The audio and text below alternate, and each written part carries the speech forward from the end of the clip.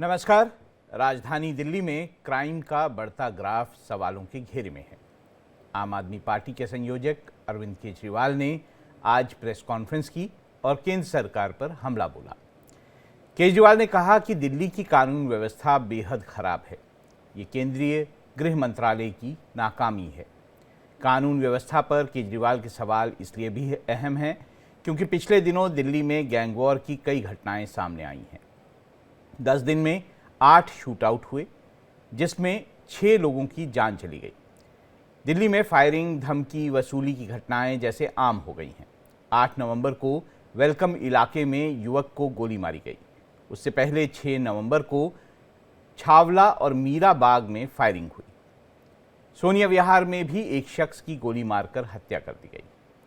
बाहरी दिल्ली में कारोबारी दहशत में हैं क्योंकि कई गैंगस्टर्स के गुर्गे एक्टिव हैं। वहाँ पर बहुत ज़्यादा गैंगस्टर्स और गैंग जो हैं उनकी एक्टिविटीज़ देखने को मिलती हैं। पिछले दिनों केंद्रीय गृह मंत्री अमित शाह ने दिल्ली में पुलिस के अधिकारियों के साथ बैठक की और फटकार लगाई। दिल्ली पुलिस ने गैंगस्टर्स के खिलाफ अभियान भी चलाया था, लेकिन सवाल ये है कि अपराध पर अंकुश क्यों नहीं लग पा रहा। दिल्ली में जुर्म की घटनाओं में इजाफा क्यों हो रहा है। दिल्ली क्राइम कैपिटल के नाम से क्यों बदनाम हो रही है।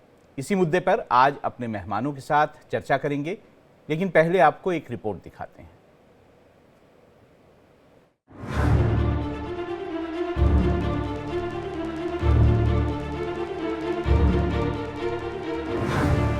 लोग कह रहे हैं कि Delhi rape capital of the world है, कोई कह रहा है gangster capital of the world है, कोई कह रहा है सबसे खतरनाक कैपिटल है।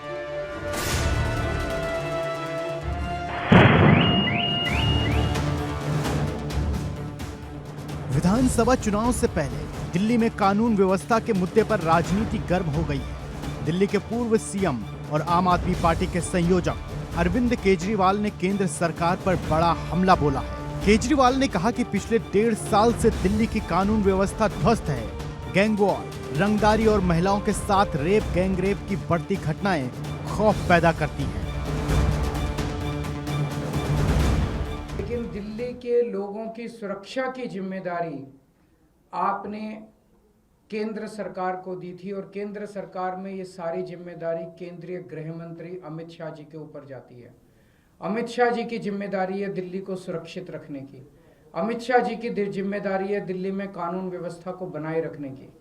लेकिन आज मुझे बेहद अफसोस के साथ कहना पड़ रहा है कि अमित शाह जी पूरी तरह से पिछले 10 साल में दिल्ली की कानून व्यवस्था बनाने में फेल हो गए हैं और आज जो स्थिति है वो बहुत ही भयावह स्थिति पैदा हो गई है। केजरीवाल ने कहा कि लोग कह रहे हैं कि दिल्ली सबसे असुरक्षित राजधानी है। साल 2022 में दिल्ली में 522 मर्डर हुए। दिल्ली में महिलाएं और व्यापारी खौफ में हैं। केजरीवाल ने दावा किया कि पुलिस के रिकॉर्ड में 160 रंगदारी के फोन कॉल्स हैं, जबकि बड़ी संख्या में लोग रिपोर्ट दर्ज नहीं कराते हैं। खौफ के चलते बिजनेसमैन दिल्ली छोड़ने को मजबूर हैं। क्या छुपाने की कोशिश की जा रही है और ये एक मैंने कई बिजनेसमैन से बात की, ट्रेंड बन गया है। पिछले 1 साल में रिकॉर्डेड 160 एक्सटॉर्शन की कॉल्स आई हैं। जिन लोगों ने, जब एक्सटॉर्शन की कॉल आती है किसी के पास तो वो कहते हैं इतने इतने पैसे दे दे, नहीं तो तेरे फलाने को घर के आदमी को मार देंगे, इसको किडनैप कर लेंगे, और अगर पुलिस को बताया तो देख लेना। पूर्व सीएम केजरीवाल ने क्राइम पोस्टर भी दिखाया और बताया कि कैसे दिल्ली में रेप हत्या की घटनाएं बढ़ी हैं। पिछले दिनों गृह मंत्री अमित शाह के घर से कुछ दूर ही गैंग वॉर की वारदात सामने आई। आम आदमी पार्टी का कहना है कि दिल्ली में गैंग वॉर की घटनाएं आम हो गई हैं। आलम यह है कि पुलिस भी महफूज नहीं है। सवाल यह है कि दिल्ली क्राइम कैपिटल क्यों बनती जा रही है। गैंग वॉर, हत्या, फिरौती और वसूली की वारदातों पर लगाम क्यों नहीं लग पा रही है। आखिर दिल्ली में बढ़ते अपराध की वजह क्या है। क्या यह दिल्ली पुलिस और केंद्रीय गृह मंत्रालय की नाकामी है। क्या पुलिस गैंग वॉर पर अंकुश क्यों नहीं लगा पा रही है। Bureau report, India daily.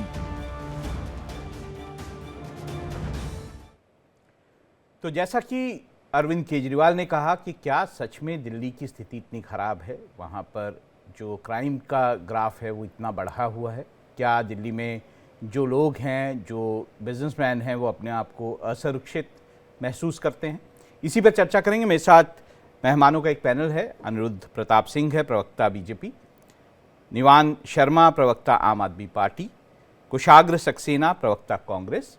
मेरे साथ मेरे सहयोगी रजनीश शर्मा भी जुड़ेंगे, जो कि दिल्ली में विभिन्न एजेंसीज़ जो हैं, जो सिक्योरिटी एजेंसीज़ हैं, उनके साथ संपर्क में रहते हैं, उनको बहुत अच्छी जानकारी है दिल्ली के क्राइम ग्राफ के बारे में, उनसे भी बात करेंगे। पहले मैं रजनीश के पास चलता हूं, लेकिन उनसे बात करने से पहले एक बात आपको ज़रूर बताऊंगा कि आज ही दिल्ली में जो प्रशांत विहार का इलाका है, वहाँ पे एक ब्लास्ट हुआ। ये ब्लास्ट वैसा ही कुछ ब्लास्ट था जो अक्टूबर में सीआरपीएफ स्कूल के सामने ब्लास्ट हुआ था। इसमें उसी तरह के एक्सप्लोजिव्स का इस्तेमाल किया गया, हाइड्रोजन पेरोक्साइड का इस्तेमाल किया गया, लाइट एक्सप्लोजिव का इस्तेमाल किया गया। तो क्या इस तरह की घटनाएं जो हैं वो चिंताजनक नहीं है? रजनीश, आप किस तरह से देखते हैं? आप बड़े लंबे समय तक दिल्ली के क्राइम को देखते आए हैं, कैसा लगता है दिल्ली का सिनेरियो आज का?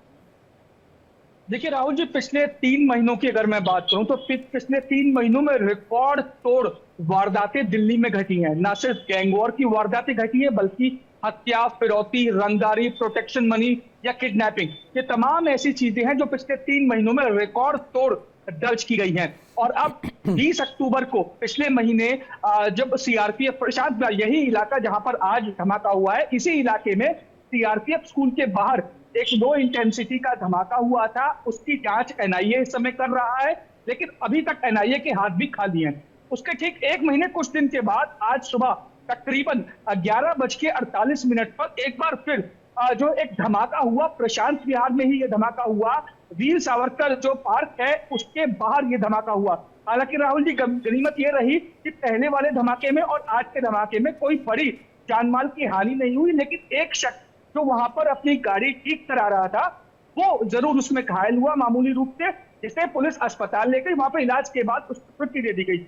लेकिन क्योंकि पुलिस लगातार ये कहती आ रही है कि वो लगातार जांच कर रही है, आरोपियों को पकड़ा जाएगा, लेकिन सवाल ये उठता है कि आखिर इस तरीके की वारदातें होती क्यों हैं। प्रशांत विहार की अगर राहुल जी मैं बात करूं तो प्रशांत विहार में जहां ये धमाका आज हुआ था और सीआरपीएफ जो 1 महीने पहले जो धमाका हुआ था, इसके कुछ ही मीटर की दूरी पर, या ये कहा जाए करीब 1 किलोमीटर या 1.5 किलोमीटर की दूरी पे ही क्राइम ब्रांच का दफ्तर है। दिल्ली पुलिस की नॉर्दर्न रेंज के क्राइम ब्रांच का वहां पे दफ्तर है। एसीपी वहां पे बैठते हैं और पूरी नॉर्दर्न रेंज को वो जो है देखते हैं। तो ऐसे में अगर क्राइम ब्रांच के दफ्तर जो जगह है वहां से कुछ दूरी पे इस तरीके के एक के बाद एक दूसरी बार 1 महीने के अंदर दूसरी बार अगर ब्लास्ट होते हैं तो जाहिर तौर पर सवाल उठना लाजमी है। और अरविंद केजरीवाल जो सवाल उठा रहे हैं वो कहीं ना कहीं वाजिब है कि दिल्ली में सुरक्षा व्यवस्था अब जो है वो चाक चौबंद नहीं रह गई है। मेरे साथ जी रजनीश, मेरे साथ, मैं आपके पास आऊंगा दोबारा। मेरे साथ एलन राव, पूर्व डीसीपी हैं दिल्ली पुलिस के, वो भी जुड़े हैं। राव साहब, अगर देखा जाए तो दिल्ली, अगर 10 बड़ी सिटीज़ की बात करें तो दिल्ली का क्राइम ग्राफ उन 10 सिटीज़ में सबसे ज़्यादा है, 150.6, जो आप ही के मतलब जो मैं ये बोलूँ एनसीआरबी के डेटा के हिसाब से। दूसरी तरफ अगर मैं इसको एक और नज़रिए से देखूँ, 144 केसेस होते हैं एक्सटॉर्शन के दिल्ली में। अगर मैं इसे 2022 के कंपैरिजन में देखूं तो 119 केसेस तब थे। तो एक्सटॉर्शन बढ़ रहा है। अगर मैं एनसीआरबी के और डेटा में देखूं तो डिकॉटीज़ बढ़ रही हैं, बर्गलरीज बढ़ रही हैं, 23% बढ़ गई जो डकैतियां थी। बर्गलरी जो है 25% से ज़्यादा बढ़ गई।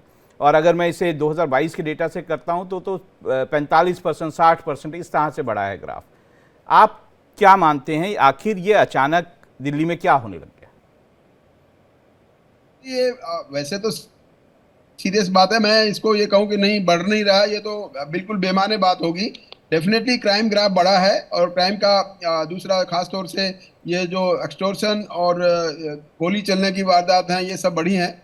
उससे ज़्यादा चिंता की बात मैं समझता हूँ ये जो आज का ब्लास्ट हुआ है, और वो एक ही एरिया में, ज़्यादातर जैसे अभी बता रहे थे वो एक ही किलोमीटर के एरिया में दोबारा ये हुआ है, एक विदिन ए मंथ, 1 महीने के दौरान ऐसी कोई ब्लास्ट की वारदात होना, इससे डेफिनेटली लोगों की जो मन में सुरक्षा की जो उनका डर है वो कहीं ना कहीं डगमगा रहा है, वो डर बढ़ रहा है। सुरक्षा की भावना जो चल रही है लोगों में, वो थोड़ी दिल्ली के लोगों को वास्तव में ही सोचने के लिए मजबूर कर रही है कि हो क्या रहा है यहाँ दिल्ली में। तो यहाँ पर मैं समझता हूँ कि पुलिस को बहुत सीरियसली इन सब चीजों को देखना चाहिए। और इसमें कोई ये भी बात नहीं है कि जो एक्सटॉर्शन और गोली चलने की वारदातें जो हुई थी पीछे, वो मैक्सिमम वारदातें सोल्व कर ली गई है, उसमें आदमी पकड़े भी जा चुके हैं और एक दो एनकाउंटर भी हुए हैं पुलिस का। इसमें कोई ये नहीं है कि पुलिस ने कुछ नहीं किया है, लेकिन वो होने के बाद जो क्राइम डिटेक्ट किया वो अलग चीज है। और मैं हमेशा से अपनी सर्विस में भी इसी बात को जोर देता था कि क्राइम हो ना नहीं हो, ये इस पे ज्यादा जोर देना चाहिए। क्राइम हो गया, उसका नुकसान खामियाजा पब्लिक को भुगतना पड़ता है, उसके बाद वर्कआउट करके अपनी पीठ थपथपाना कोई अच्छी बात नहीं है। जहां तक क्राइम को प्रिवेंट करना, ये पुलिस की जिम्मेवारी है। और पुलिस में खासतौर से 3 इंपॉर्टेंट बातें होती हैं: लॉ एंड ऑर्डर यानी कि कानून व्यवस्था को देखभाल रखना, और क्राइम को रोकना यानी कि जो अगर अपराधी अपराध करते हैं उनको कैसे रोका जाए, किस प्रकार से, वो एक ट्रेडिशनल पुलिसिंग होती है, उसके हिसाब से उसको रोकना। अगर नहीं रुकता है फिर उसको पकड़ना, ये भी जरूरी है, और पकड़कर कानून के हवाले करके उनको सजा दिलाना, ये इंपॉर्टेंट बात ये भी होती है। लेकिन यहाँ पर मैं समझता हूँ क्राइम प्रिवेंट करने के लिए पुलिस को अपने अभी मजबूती से अपने जो पुराने जो ट्रेडिशनल काम है उनको देखना पड़ेगा, और जितने अपराधी रिकॉर्ड में हैं उनके ऊपर दबिश डालना, उनके ऊपर प्रेशर रखना, उनके जानने वालों को प्रेशर रखना, ये सब चीजें देखनी चाहिए। पुलिस को अपना ये जो प्राइम काम है कि क्राइम को प्रिवेंट करने वाली बात है, इसको अभी बहुत तेजी से करना पड़ेगा, ताकि दिल्ली की पब्लिक के दिमाग में ये बात आए कि हाँ पुलिस कुछ काम कर रही है। वरना अभी तक जैसा मैं देख रहा हूँ मीडिया में और हर जगह न्यूज़पेपर्स में, पुलिस की कहीं ना कहीं बदनामी होती जा रही है। ये बात सीरियसली दूसरे पुलिस ऑफिसर, जो सीनियर पुलिस ऑफिसर्स हैं, खासतौर से कमिश्नर साहब और दूसरे सभी को ये सोचना पड़ेगा। बिल्कुल राव साहब, मैं बाकी मेहमानों को भी इस चर्चा में लाना चाहूंगा। अनिरुद्ध प्रताप सिंह, प्रवक्ता बीजेपी, मैं अगर ये बोलूं कि ये तो आप आम आदमी पार्टी पे ब्लेम नहीं कर पाएंगे, ये तो आप ही का जो गृह मंत्रालय है उसी का काम है, तो क्या संभल नहीं रही दिल्ली आपसे? राहुल जी देखिए, 2 चीजें हैं, प्रिवेंशन और डिटेक्शन की। सबसे पहली बड़ी चीज है, अभी खैर डीसीपी साहब ही बोल रहे थे कि अगर कहीं पे क्राइम ना हो, ये जिम्मेदारी होती है लॉ एंड ऑर्डर के माध्यम से। अगर क्राइम हो तो क्रिमिनल को पकड़ा जाए और उनको कन्विक्ट किया जाए, उनको सजा मिले। 2 चीजें हो गई।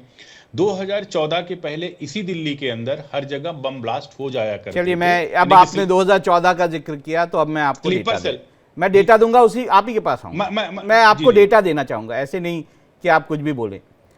देखिए 1998 से 2013 तक शीला दीक्षित जी की सरकार थी, आप जानते हैं। क्राइम का रेट बता देता हूं आपको। 2001 से 2010 तक लगभग 54,000 केसेस होते थे हर साल। मैं एवरेज बता रहा हूं, इससे कम और इससे ज़्यादा हुए, थोड़े थोड़े, इससे कम ही रहे हैं ज़्यादातर। 2014 में अचानक ये केसेस जो हैं वो 1,55,654, 3 गुना। अगर फिर आप ये डेट्स की बात करेंगे तो मैं सारा डेटा फिर खोलूंगा। नहीं, मैं डेटा की बात कर रहा हूं, मैं वही बात कर रहा हूं। 2014 के पहले दिल्ली के अंदर स्लीपर सेल किस तरीके से एक्टिव थे सबको पता था। किस तरीके से आतंकवाद की घटनाएं बढ़ती थी, बम विस्फोट हर रेलवे स्टेशन से लेके अजमेरी गेट, बस स्टैंड, हर जगह पे जाके अनाउंस हुआ करता था। और इसी दिल्ली के अंदर मल्टीपल बम ब्लास्ट हुए, नंबर 1। दूसरी चीजें होती हैं, 2014 के बाद पुलिस का मॉडर्नाइजेशन किया गया, मल्टीपल साइबर क्राइम के थाने किए गए, लोगों को, पुलिस डिपार्टमेंट को बोला गया कि आप FIR दर्ज करेंगे। ये नहीं कि FIR 2014 के पहले नहीं दर्ज होते थे। अगर FIR दर्ज होंगे, जाहिर सी बात है रेट तो बढ़ेगा, उसमें कोई प्रॉब्लम नहीं है। पहले दर्ज ही नहीं हुआ करता था, लोग ऐसे घूमते रहते, चक्कर लगाया करते थे। एक चीज। दूसरी बात ये आती है कि अगर कहीं पे क्राइम नहीं, देखिए क्राइम होना दुखद बात है, चाहे जिसकी भी सरकार हो, हमारी सरकार हो, सिंगल क्राइम होना भी दुख की बात है इस लोकतंत्र में। लेकिन उसके बाद में अपराधी का पकड़ा जाना, बड़े क्राइम से प्रिवेंट करना कि मान लिया कोई कुछ बड़ा क्राइम होना है, फिर और आगे जाते हैं। 2014 में मैंने आपकी बात सुनी। 2014 में मैंने आपको बताया कि 1,55,654 जो है वो जो है इंसिडेंट्स हुए। 2019 में ये इंसिडेंट 3,01,085 हो गए। आपको लगता है कि सिर्फ FIR दर्ज करने के कारण केसेस बढ़ गए? आपको ये भी बता देता हूं कि जुवेनाइल क्राइम दिल्ली में इस वक्त बेहद ज़्यादा है, उसके भी डेटा है। तो अगर आप ये कहेंगे कि जो है सिर्फ एफआईआर दर्ज होने से क्राइम बढ़ गया, नहीं, तो राहुल शायद जी, मुश्किल बिल्कुल हो सही जाएगा बात आपको है। डिफेंड करना। नहीं, डिफेंड करने की बात नहीं है। बात ये सच है कि अगर एफआईआर पहले नहीं दर्ज हुआ करती थी आसानी के साथ में, सबको पता है कि एफआईआर दर्ज कराना दिल्ली के अंदर 2014 के पहले बहुत टफ वर्क हो जाया करता था, इसलिए एफआईआर नहीं दर्ज होती थी। लोगों को कमिश्नर ऑफिस से लेकर नीचे कोर्ट में जाना और पॉलिटिकल पावर की इस्तेमाल करना, तब जाके 12 सितंबर को जीके जी। जैसे पॉश इलाके में जो एक जिम ओनर है उस पर गोली चल जाती है, उसको गोली लगती है। 29 सितंबर को दिल्ली में 3 जगह गोलियां चलती हैं। दिल्ली पुलिस के अपने रिकॉर्ड्स के मुताबिक, जो उन्होंने अपना खुद का बयान दिया है, दिल्ली में 11 बड़े गैंग ऑपरेट कर रहे हैं, नामों के साथ उन्होंने डिटा दिया। मैं वही बता रहा, ऑर्गेनाइज क्राइम खत्म हुआ है दिल्ली के अंदर, बढ़ गया है साहब, 2014 के जो इस हिसाब से लिख रहा है बढ़ गया है ऑर्गेनाइज क्राइम। होना अलग बात है, गैंगस्टर इंडिविजुअल, ऑर्गेनाइज क्राइम जो दिल्ली के अंदर था वो गैंगस्टर्स खत्म हुआ की है। ऑर्गेनाइज और दूसरी क्राइम चीज करते है, हैं साहब। और दिल्ली के मुख्यमंत्री की क्या ज्यादातर ये गैंगस्टर या तो बाहर बैठे हैं या जेल में बैठे हैं संगीन धारा में जमानत हो रही है साहब। ये ज्यादातर गैंगस्टर या बाहर हैं या जेल में बैठे हैं, वहां से ऑर्गेनाइज क्राइम हो रहा है। ऑर्गेनाइज क्राइम जो एक होता था दिल्ली में 2014 के पहले, वो ऑर्गेनाइज क्राइम ढहा है। चलिए हम जो है निवान शर्मा जी से बात कर लेते हैं, वो कितना सहमत है आपसे, आम आदमी पार्टी। आपके पास आऊंगा, अभी समय है, आपके पास जरूर आऊंगा। निवान शर्मा जी, आप किस तरह से देखते हैं? आपके जो प्रमुख हैं अरविंद केजरीवाल जी, उन्होंने अपनी बात कही क्राइम को लेकर, आप बताइए क्या। देखिए, बहुत बहुत नमस्कार। और मैं बीजेपी के प्रवक्ता को भी सुन रहा था, ये बिल्कुल डिनायल मोड में है। जब तक आप मानेंगे ही नहीं क्राइम है, तब तक रुकेगा ही नहीं। बिल्कुल क्लियर है भाजपा प्रवक्ता की बात से कि वो मानते ही नहीं कि दिल्ली के अंदर क्राइम है। तो इसका मतलब इन्होंने हाथ खड़े कर दिए हैं और इनको लगता है कि अब इनके बस की नहीं है, नहीं हो सकता। दो सरकारें हैं दिल्ली के अंदर। दिल्ली एक फुल स्टेटहुड नहीं है, दिल्ली के अंदर 2 सरकारें काम करती हैं। एक सरकार वो जिसको जो आम आदमी पार्टी की सरकार है, जिसको जनता ने जो है वो कुछ जिम्मेदारियां दी हैं, और दूसरी सरकार भाजपा की सरकार है जिसको जनता ने लॉ एंड ऑर्डर दिया है। क्या सिचुएशन आज लॉ एंड ऑर्डर की हमारे स्टेट में हो गई, आप खुद देख लीजिए। अभी आपने बताया कि जीके जैसे पॉश एरिया में जो है जिम ओनर को गोली मार दी जाती है, बच्चों के स्कूल के बाहर बम ब्लास्ट। इससे ज्यादा मैं बताता हूं, आईटीओ में नवंबर के महीने में आईटीओ में एक विमेन रिसर्चर को किडनैप किया जाता है। आईटीओ जो कि जब पुलिस मुख्यालय उसके आसपास है, वहां पर ही मेट्रो स्टेशन से केवल 50 मीटर दूर गैंग रेप हो जाता है।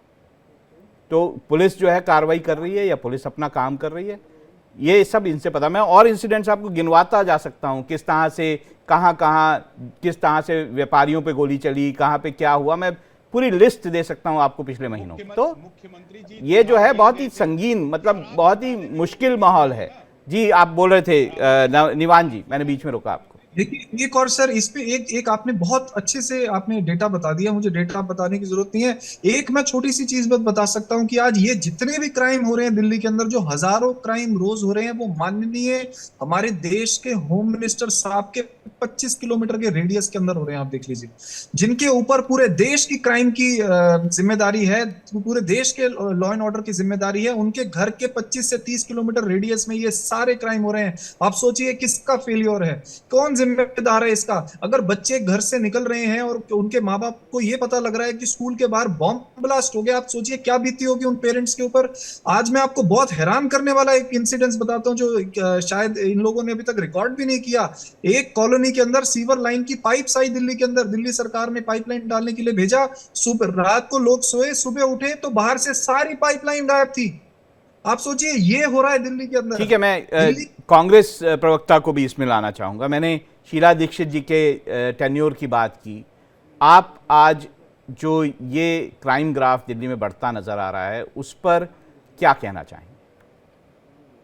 राहुल जी, सबसे पहले तो मैं आपको एक बात बोलना चाहूंगा। आज मैं एक दिल्ली के नागरिक की हैसियत से आपके डिबेट में अपने आप को मतलब प्रेजेंट करना चाहूंगा। बड़ा ही दुख होता है और बहुत ही ये ना एक पेनफुल सिचुएशन है इस टाइम दिल्ली की। और जिस तरीके से बीजेपी और आम आदमी पार्टी अपना ब्लेम गेम कर रही है, उस हिसाब से हमें ये क्लियरली हमें ये मान लेना चाहिए कि ये दोनों मान चुके हैं कि दिल्ली की स्थिति इस टाइम पे भयावह है और दिल्ली के लोग इस टाइम अपना सबसे बुरा दौर देख रहे हैं। अभी बीजेपी प्रवक्ता ने बोला शीला जी के टाइम पे ऑर्गेनाइज क्राइम ज्यादा था, अब कम है। माफ कीजिएगा, मैं इनको करेक्ट करना चाहूंगा। As per to data also 440% crime पिछले 10 साल में दिल्ली के अंदर बढ़ा है। जिसमें सबसे मैं ज्यादा आऊंगा। अगर कोई इफेक्ट बीजेपी से मैं बात करूंगा, आप फिक्र मत करिए। जी, जी, मैं जी। इसमें आपको ये बोलना चाहूंगा कि जिस तरीके से दिल्ली को ब्लेम गेम के ऊपर छोड़ दिया गया है ना, देखिए चाहे वायु, जल और थल, इस टाइम इन तीनों सेक्शन से दिल्ली प्रभावित है। दिल्ली का नागरिक घर से निकलने से लेकर घर वापस आने तक एक जंग लड़ रहा है। उसको घर से निकलने के वक्त भी पता नहीं होता कि वो घर वापस आ पाएगा या नहीं।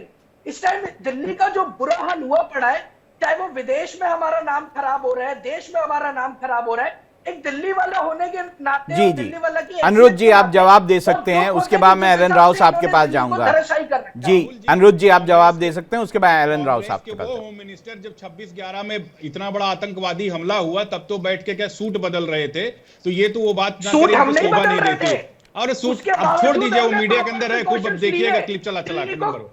अपराध दूसरी को चीज, किया, आम आदमी और पार्टी आप क्या बात अपराध करती देखिए, भाई, जिस हमने तो तरीके से दारू के अपने crime against हम दारू तो के घोटाले देखिए, का हम मान ही नहीं रहे हैं, हम तो ये मान ही नहीं रहे, ना दिल्ली में कांग्रेस है, ना केंद्र में कांग्रेस है, ना आप केंद्र में है। नहीं, नहीं, नहीं, राहुल तो जी, नहीं, नहीं, आपको नहीं, जवाब नहीं, देना साहब।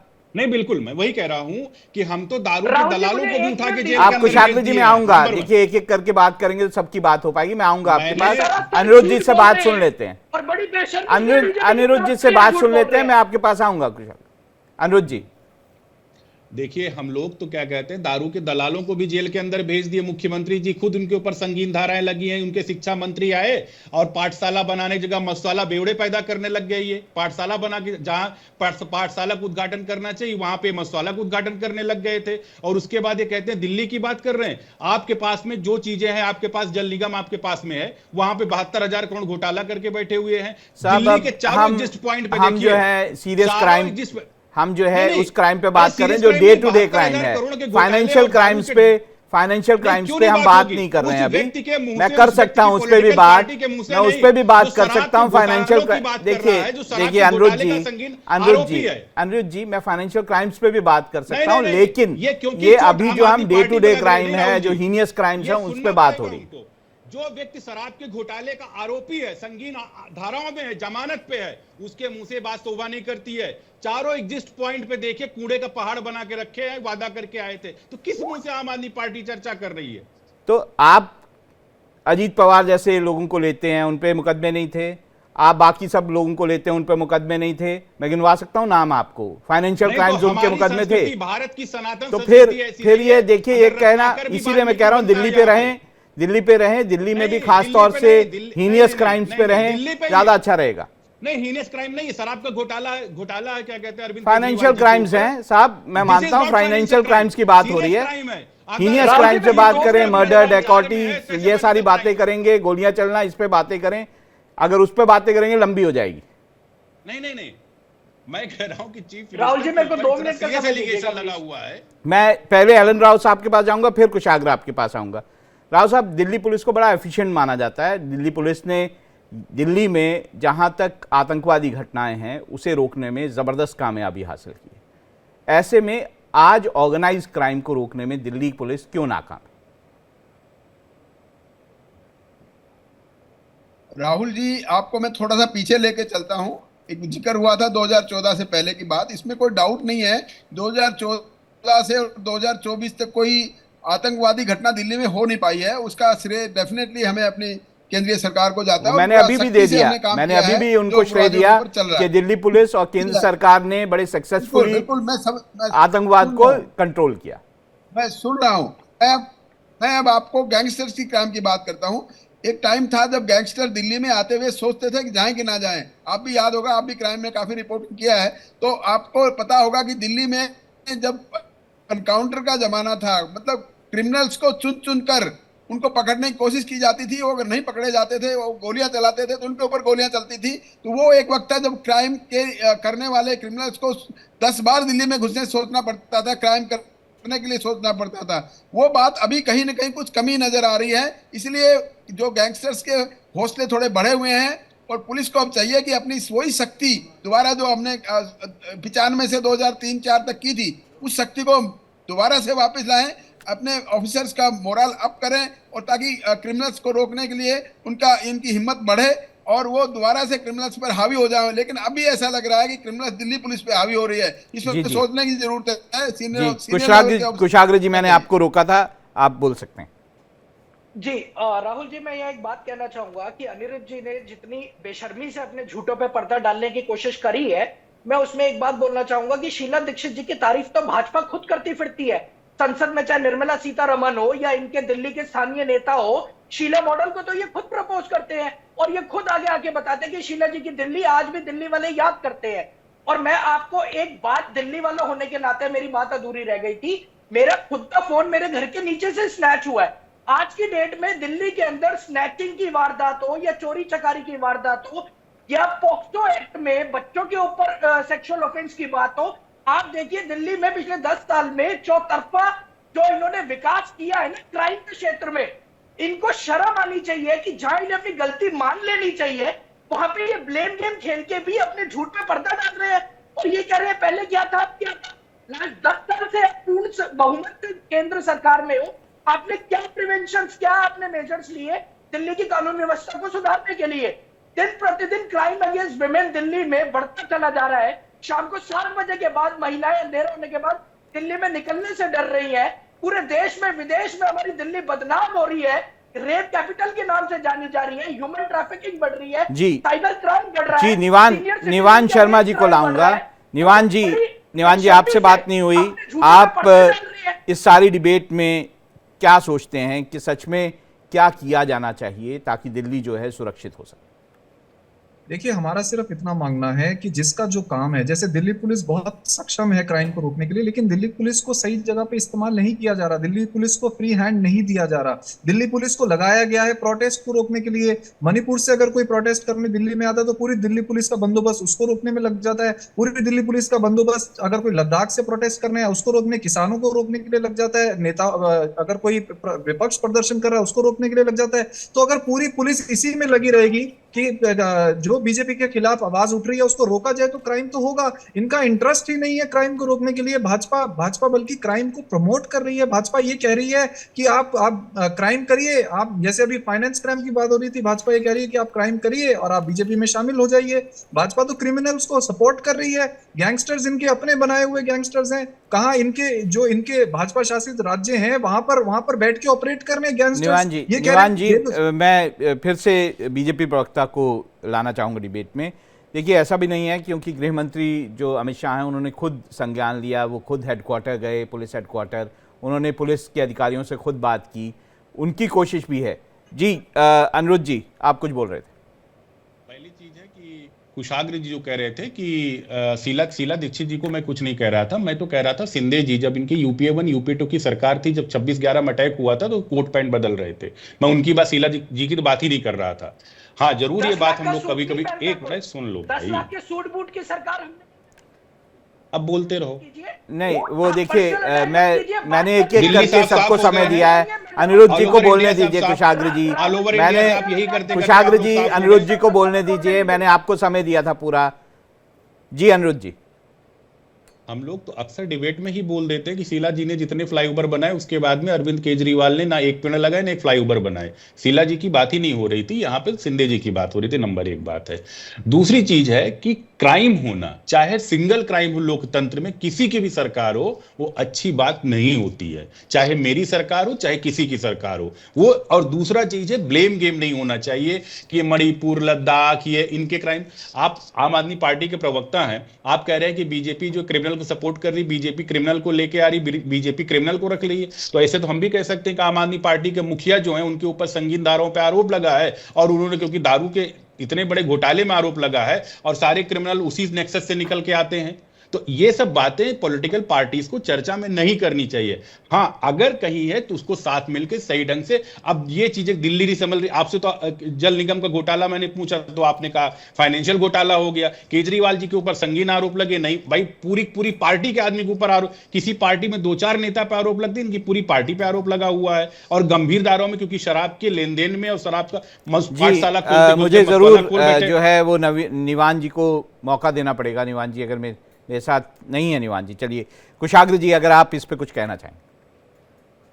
मैं आपको राहुल जी फिर से एक ही बात बोलना चाहूंगा कि चाहे वो आम आदमी पार्टी हो या बीजेपी हो, अभी भी ये दोनों पार्टियां एक दूसरे के ऊपर सिर्फ ब्लेम गेम का ही काम कर रही हैं। इनकी कहीं भी चर्चा में, चिंता में, बात में दिल्ली का जिक्र ही नहीं है।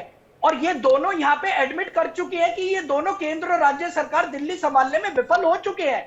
और जिस तरीके से हम दिल्ली न्याय जी। यात्रा भी जो हमारी 20 दिन में 430 जी, मैं किलोमीटर चल अब चुकी मैं है, अपने जो एक सहयोगी हैं, छोटी सी बात, एक देखिए छोटी सी कुशाग्र बात जी, मैंने कंप्लीट बात करना चाहता समझ हूं। ली आपकी। मैं अपने सहयोगी रजनीश जी के पास जाना चाहूँगा क्योंकि समय भी कम है। रजनीश, आप क्या मानते हैं, किस तरह से अब दिल्ली पुलिस को आप अच्छे से जानते हैं, आप बाकी एजेंसीज से भी बात करते हैं, आखिर क्या एफर्ट हो रहा है ताकि दिल्ली जो है वो सुरक्षित हो सके? जिस तरह का ऑर्गेनाइज क्राइम हमें देखने को मिला है पिछले कुछ समय में, उस पर किसी तरह से लगाम लगाई जा सके? देखिए राहुल जी, इस बात में कोई शक नहीं है कि जब गृह मंत्री अमित शाह ने दिल्ली पुलिस के मुखिया और तमाम यूनिट्स के हेड से मुलाकात की थी, उसके बाद दिल्ली पुलिस कुछ एक्टिव हुई है। दिल्ली पुलिस ने लगाम कसनी शुरू की है और ये असर धरातल पे भी देखने को मिला है कि जो पहले रोजाना हर एक दिन बाद गैंगस्टर्स की कॉल्स आती थी प्रोटेक्शन मनी के नाम पे या फिरौती के नाम पे या फिर दूसरे क्राइम के नाम पे जो कॉल्स आते, उन कॉल्स में कहीं ना कहीं बहुत हद तक कमी जरूर आई है।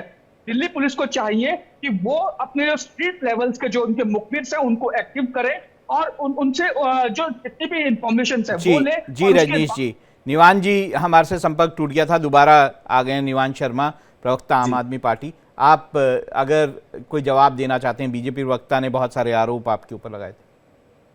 देखिए, बीजेपी प्रवक्ता की मैंने भी बात सुनी, कुछ भी कॉन्क्रीट प्लान नहीं है इनके पास क्राइम को रोकने के लिए। हर रोज दिल्ली की क्या हालत हो गई है आप दिल्ली की जनता से पूछिए। दिल्ली के अंदर दिल्ली की जनता ने एक ही जिम्मेदारी इनको दी थी कि आप लॉ एंड ऑर्डर संभालिए। क्या जिम्मेदारी नहीं है माननीय होम मिनिस्टर अमित शाह जी की? क्या उनके घर के 30 किलोमीटर के अंदर अगर किसी का मर्डर हो जाता है या कोई अपहरण हो जाता है या खुलेआम फिरौती मांगी जाती है तो क्या अमित शाह जी की जिम्मेदारी नहीं है इसमें? क्या एक पुलिस के ऊपर डालकर वो अपनी जिम्मेदारी से भाग सकते हैं? मुझे लगता है कि शर्म आनी चाहिए बीजेपी को इस समय, दिल्ली की जनता से माफी मांगनी चाहिए बीजेपी को इस समय। आपका बहुत बहुत, आप सब मेहमानों का बहुत बहुत शुक्रिया इस जो चर्चा में शामिल होने के लिए।